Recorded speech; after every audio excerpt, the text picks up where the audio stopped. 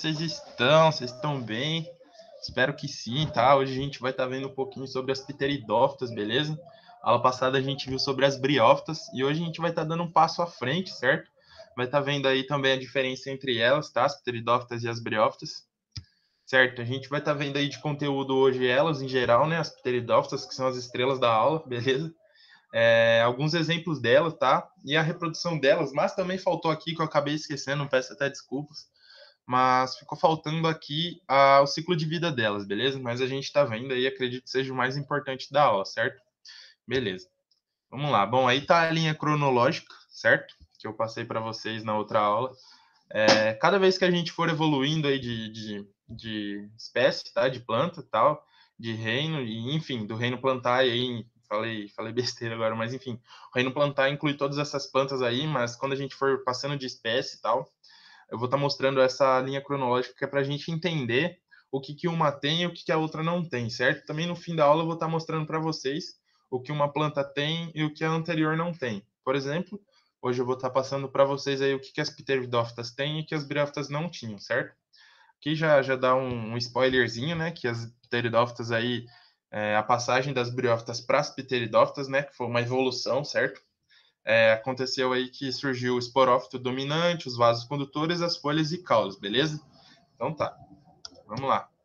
Bom, as pteridófitas aí, elas são as plantas que apresentam como característica mais marcante, gente, a presença de vasos condutores, de seiva e de nutriente, tá? E ela também tem a ausência de sementes. Então, não é só porque que ela tem os vasos condutores que ela vai ter a presença de semente e fruto, tá? Isso daí é uma característica que vai surgir em outra espécie, beleza? Mais à frente a gente vai estar vendo isso. Bom, então elas são um grupo de plantas aí que a gente vê a presença da xilema e da floema, né, que são os vasos condutores, e como eu disse, ela tem ausência de sementes, certo? No Brasil, a gente tem mais de 1.000 espécies de pteridófitas, é muita espécie. Então a gente pode citar aí entre elas a samambaia e a cavalinha, tá? A samambaia que a gente deve ter em casa, com certeza, deve ter alguma espécie aí dentro da sua casa ou próximo a ela, certo? E aqui as cavalinhas, tá? As cavalinhas têm essa característica marcante aí de parecer o chocalho de uma cobra, tá? De uma cascavel. É bem parecido, tá? E a gente consegue ver as cavalinhas principalmente nos campos abertos, assim, próximos à nossa casa, pelo menos aqui próximo a minha. Tem um campo que é cheio de cavalinha, certo? Beleza. Então a gente tem mais de 1.000 espécies aí dessa espécie, tá? Das pteridófitas aí, dessa classe, certo? Bom, o surgimento desse tecido foi possível graças ao surgimento da lignina, que garante a resistência aos elementos da xilema e células esclerenquima. Tá, mas o que é a lignina? Tá, a lignina, gente, ela é uma macromolécula, certo? Essa macromolécula ela é responsável por dar rigidez, tá? Mas rigidez ao quê? A esclerenquima, ela é um tecido, certo? Esse tecido reveste a xilema, tá? Então, imagina que aqui é a xilema e o tecido, a esclerenquima reveste a xilema. O que garante a segurança da xilema é esse tecido, e o que deixa esse tecido rígido é a lignina. Então, foi possível tá, o surgimento do vaso condutor tal, por conta da presença da lignina e da esclerenquima, certo? Então, foi a proteção dos vasos condutores. Então, a lignina da rigidez deixa o tecido firme e a esclerenquima é esse tecido, certo? Beleza. A resistência adquirida por essas plantas foi um passo essencial para que elas se tornassem maiores em porte do que as briófitas. Então, deixar a planta rígida permitiu com que ela cresça e ela não fique se quebrando. Porque imagina, a briófita, por ela não ser uma planta rígida, se ela crescer, ela vai acabar se quebrando, certo? Então, nessas plantas, observamos uma alternância de gerações, na qual o esporófito, que é a fase do ciclo da vida dela, que é produtora de esporos, destaca-se por ser a geração dominante, certo? A alternância de gerações significa que ela é haplodiploide, certo? Então, uma época da vida ela é diploide, outra é haplodiploide, beleza? Então tá, vamos lá.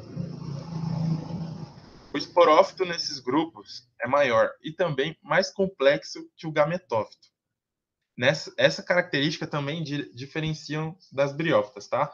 Uma vez que nesse último grupo, tá? A geração dominante é o gametófito e não o esporófito. Nessas plantas a gente vê também a presença de raízes, caule e folhas, tá? Verdadeiras, porque nas briófitas não tinham, tá? Beleza. A gente pode ver a presença de folhas aí, de caule na samambaia, um exemplo, se você pegar um galinho de samambaia, você vai ver os caules e as folhas, e se você olhar o vaso dela em si, você pode ver as raízes dela. São bem pequenas, tá? Mas é bem perceptível também, certo?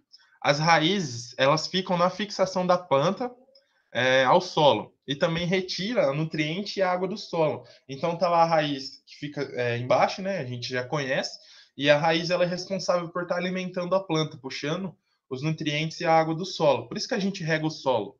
Quando a gente vai regar uma planta, a gente não rega diretamente a planta, a gente rega o solo, porque é ali a raiz que vai fazer, a raiz serve tipo de um canudinho para a planta que vai estar sugando, certo? O caule ele atua como uma estrutura que garante a sustentação da folha, e então o caule ele em si significa para sustentar a folha e ele serve como caminho para os nutrientes, tá? Então a raiz suga, manda para o caule e o caule faz a distribuição dos nutrientes ali na planta, certo? E as folhas elas estão relacionadas com a realização da fotossíntese, tá? Então as folhas são responsáveis por estar absorvendo essa energia solar aí, tá? Por estar fazendo a fotossíntese e garantindo outro tipo de alimentação para a planta. Então, lembrando aí que as pteridófitas são autotróficas, tá? Então elas fazem a própria fotossíntese e elas fazem o próprio alimento delas, beleza? Bom, nessas plantas a gente também vê a necessidade de água para que ocorra a fecundação. Mas por quê? Por que precisa de água? Bom, tá lá o esporófito, o gameta, enfim. Ele vai nadar, ele precisa da água para nadar. Infelizmente, as pteridófitas elas não são plantas ainda 100% independente da água. Então ela precisa da água aí para que ocorra a reprodução, para que digamos assim, o espermatozoide da planta, certo? De modo bem esdrúxulo, nade até fecundar a outra, certo? Então ela necessita da água, ela precisa de um meio de locomoção para fecundação, certo? Bom, isso se deve ao fato de que os gametas masculinos são flagelados, tá? Então eles precisam nadar até o gametófito feminino para fecundar a oosfera. Devido a essas características, a gente encontra as plantas dos grupos das pteridófitas em locais úmidos, tá, gente? A gente tem sim a presença de pteridófitas em locais em áreas secas, mas principalmente ela é encontrada no local úmido, certo? Essas plantas não se observa a presença de grão de pólen, sementes ou frutos, tá? Bom, as peridófitas são vistas, como eu disse, principalmente em ambientes florestais, mas também impressionantemente em áreas secas. E a grande maioria delas é em locais com maior umidade do solo, certo? Mas aí, gente, eu pergunto a vocês aí, eu quero que vocês anotem, tá? Porque é importante isso aí, ó. Por que as pteridófitas ficam em locais úmidos? Vou dar um tempinho aí para vocês pensar.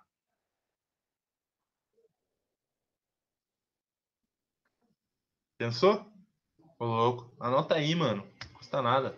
Então, elas ficam em locais úmidos para quê? Eu acabei de falar, tá? Então, elas precisam que os gametas nadem até a oosfera para que elas fecundem, certo? Então, o gameta tem que ter um meio de locomoção. Qual que é esse meio de locomoção?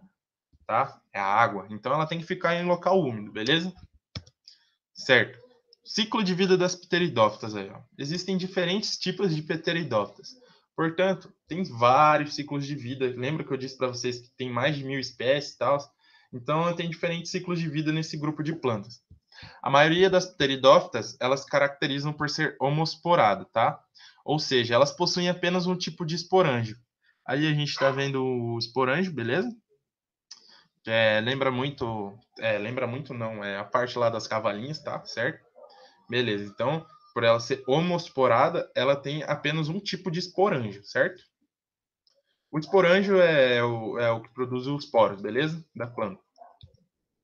O esporângio é capaz de produzir apenas um tipo de esporo, tá? O que se desenvolve em um gametófito bissexual. Então, uma pequena parcela das plantas vasculares sem sementes é heterosporada. Então, que na verdade seria apenas de um sexo, tá? Nesse tipo de planta, a gente observa, né, os dois tipos de esporângios, os quais produzem dois tipos de esporos, beleza? Então, um megasporângio, que são responsáveis por produzir os megasporos, tá? Que formam os gametas femininos, os gametófitos femininos, tá? A gente vê ali o núcleo, tá? O tegumento. O tegumento envolve o núcleo e dentro do núcleo fica o megasporo, tá? E é ele que produz o gameta feminino. E o microsporângios, tá? Os microsporângios eles desenvolvem os gametófitos masculinos, tá? Em Selagnella, por exemplo, que é um tipo, né, dentro das pteridófitas, é observada a heterosporia. Então, ela tem apenas um tipo de esporanjo, certo? Então, ela não é bissexual. E ele fica ali, tem o filete, o microesporanjo, ele fica dentro da antera da planta, certo? Beleza. Aqui um exemplo não é de uma pteridófita, eu infelizmente não achei. A gente pode ver que não é de uma pteridófita por conta do tubo polínico, tá? E como eu disse, ela não produz pólen. Beleza. Bom, nas samambaias adultas, tá?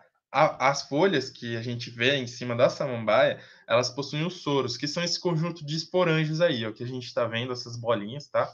São os soros da planta. No interior dos soros são produzidos esporos por meiose. Eu expliquei o que é meiose na outra aula. Se você não viu, corre lá ver que tá ainda no canal aí, hein? Beleza.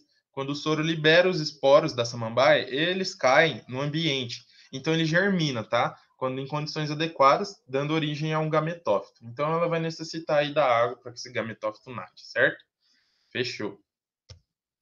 Tá, o ciclo de vida aí das pteridófitas, igual eu falei. Bom, na verdade, aqui está explicando um pouco mais sobre a estrutura dela, tá? Que a gente tem um esporófito jovem, tem a raiz ali, e um esporófito maduro em seguida. Então a gente vai vendo aí a planta crescer, a gente está vendo que cada vez mais vai, digamos assim, aumentando o zoom e vendo mais de pertinho. Aí a gente tem os soros da planta, dentro dos soros tem os esporângios que produzem os esporos, depois os gametófitos, os gametófitos que tem os rizóides, o arquegônio com a oosfera que o gametófito vai nadar até lá, tá? E aí, depois disso, vai produzir o zigoto. Aí o zigoto vai virar um esporófito jovem, esse esporófito jovem vai reproduzir a raiz, tá? Depois vai ficar um esporófito maduro, que daí, enfim, vai repetir o ciclo, beleza? Então é um ciclo simples, tá? Se vocês prestarem bastante atenção, vocês vão conseguir entender ele rapidamente. Eu falei aqui meio rápido, mas é por conta de não querer deixar uma aula muito extensa, tá, gente? Porque eu sei o quanto é chato uma aula muito extensa. Beleza. Bom, os gametófitos são verdes e independentes nutricionalmente do esporófito, tá? Eles têm a aparência que lembra um coração, tá? Então a gente vê aqui, ó, o gametófito ali, certo?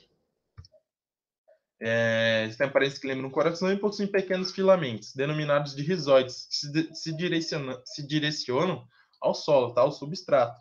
Os gametófitos bissexuais possuem arquegônios e anterídeos, tá? E os arquegônios, eles são responsáveis por produzir a oosfera. Então, o arquegônio vai produzir lá a oosfera para que seja fecundada. Enquanto os anterídeos, eles produzem os enterozoides para fecundar a oosfera, beleza? Certo.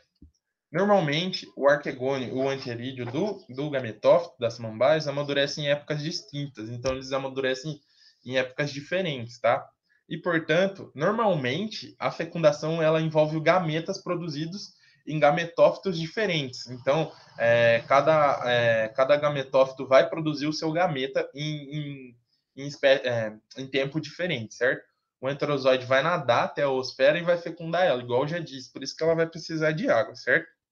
Então ocorre a formação do zigoto, que irá dividir-se com o tempo, fazer toda aquela meiose e depois diferenciar de um esporófito adulto. Assim que o esporófito ele se fixa no chão por meio das raízes, o gametófito é desintegrado. Então aí vai nascendo toda a estrutura da planta devagarzinho, bem devagarzinho, etapa por etapa, até que ela se torne a planta que a gente vê aí, que é a samambaia, tá?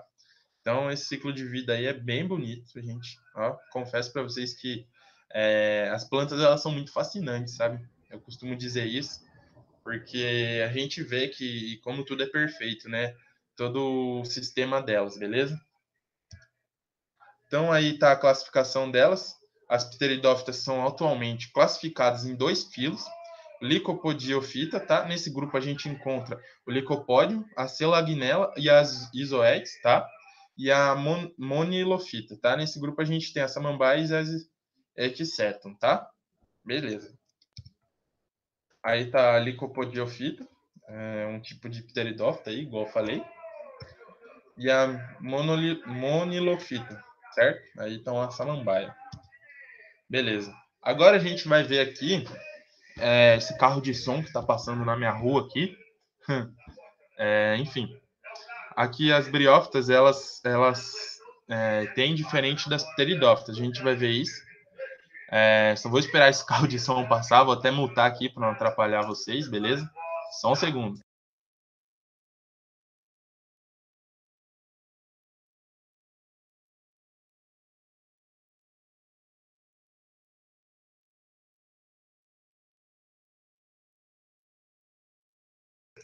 Beleza, um carro vendendo peixe, ó, nessas horas. Beleza, então vamos lá. A característica aí que as briófitas têm, que as pteridófitas não têm, e vice-versa, tá? Então, a gente vê que as pteridófitas têm mais coisas presentes do que as briófitas, porque as briófitas, elas são muito dependentes da água, tá? Elas não são muito evoluídas, tal, enfim. Então, aí as pteridófitas têm os vasos condutores, elas têm a raiz, tem caule, tem folha, tá? Coisa que as briófitas não têm, tá? Só que ela também, igual a briófita, a pteridófita, ela não tem semente, não tem flor, não tem fruto, tá? E ela também, igual as duas, tem a dependência de água para se reproduzir, certo? E a fase duradoura no ciclo de vida, tá? Das briófitas ao o gametófito e das pteridófitas ao esporófito, certo? Exemplos: musgos e hepáticas, tá? As hepáticas que eu falei para vocês das briófitas. E das pteridófitas são aí as samambaias e as cavalinhas, beleza? Então, tira um print dessa tabela aí ou anota no caderninho aí que é interessante, beleza? Certo. Gente, a nossa aula vai ficar por aqui hoje, tá? Espero que vocês tenham gostado. Qualquer dúvida aí que vocês tiverem, pode estar mandando para mim aí pelo meu e-mail ou me chamando lá no WhatsApp, fechou? Peço desculpa aí por tá postando bastante aula, gente, mas é que o nosso conteúdo é um pouco extenso, então demanda a aula, beleza? Então é isso, gente. A nossa aula de hoje vai ficar por aqui mesmo. Se precisarem de mim, contem comigo, gente, beleza? É nóis, tamo junto. E é isso. Falou? Falou.